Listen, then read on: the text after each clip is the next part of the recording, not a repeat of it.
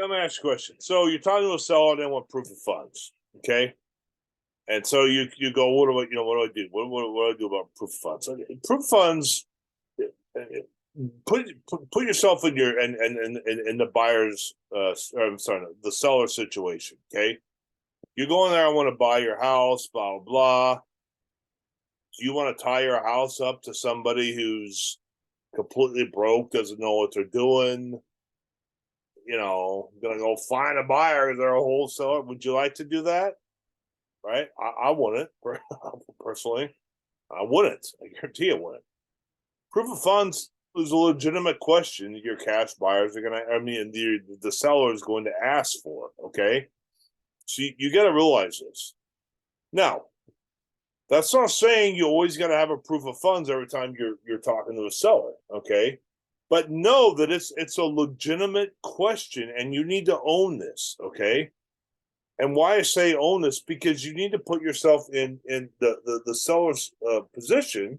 Okay, and you need to think about how you can help them. Okay, so why is the seller asking you for a proof of funds? Well, they want to make sure you can actually, let's say you've never done a house deal before, whatever. You come in there and go, hey, I want to buy your house for cash, blah blah. And someone like me has been doing this for since the '90s, doing it. And the seller sees, okay, I got this new guy, I've never done nothing before. Another guy's been doing this for the '90s. Who do you think he'd want to go with? Right? Obviously, the guy's been doing it a long time, right? Which would be your competitors, or maybe the cash buyers to begin with, right? So there, I'm trying to really want you to understand. I want you to own the fact that it's a legitimate question, proof of funds. Okay, so how do you get around that if you're just starting out? Well, a couple things. Okay, number one, a lot of times, whenever you're talking to a seller that want a proof of funds, I'll be honest, it's because you are using a real estate agent for the buy and the buy side of things. Whenever you use an agent, they're conditioned to ask for that. That's just really, really, really big for them. Okay, so whenever you use an agent, that's what they're gonna ask for. Well, have proof funds. Well, if you're using an agent, I would recommend don't use an agent. Okay, you don't need to use an agent to buy anything. If you're gonna use an agent, play by the agent's rules. Well, how do we do it? Okay, we'll get a proof of funds on. Well, how many money? Okay, well, there's a lot of ways to do it. You could go to transactional funding.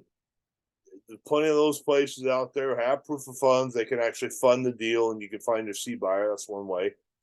The best way, though, is I'm telling you, don't use an agent to buy any property. And when you're talking to a seller, if you absolutely need a proof of funds, you should already have a relationship with your cash buyer, right? And get to know Joe the Rehabber's, business model. So when you put in an offer, you know that Joe the Rehabber is going to fund that. You can assign it to him straight away and make money. Does that make sense to you? Okay. That's really, really, really important to understand that.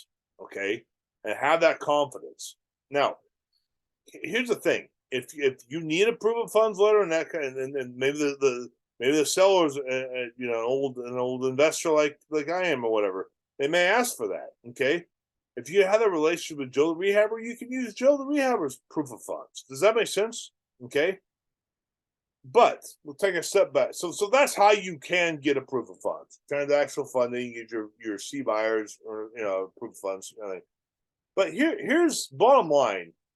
So you're not really having to deal with any of this stuff. What you want to do when you're talking to sellers, okay?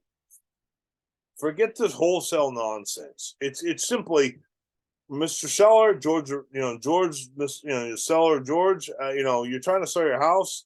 Why are you trying to sell your house? What's your situation? Why would you try and sell your house for?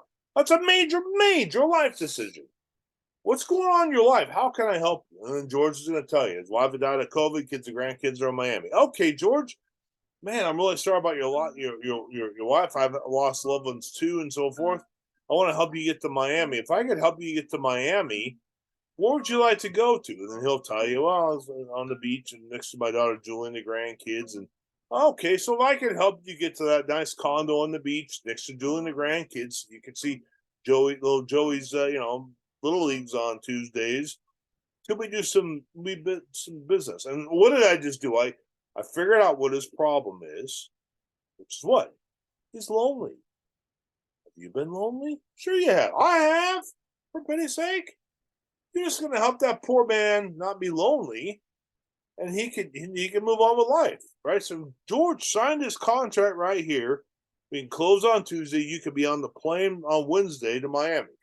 Does that make sense? So that's what you want to do. If you make it emotional, typically proof of funds is not an issue because you're simply saying, "I'm a professional. I'm trying to help you. Get to where you're trying to go." Does that make sense? I hope that does. If you have any questions, concerns, or not, well, concerns, whatever, want to talk about baseball.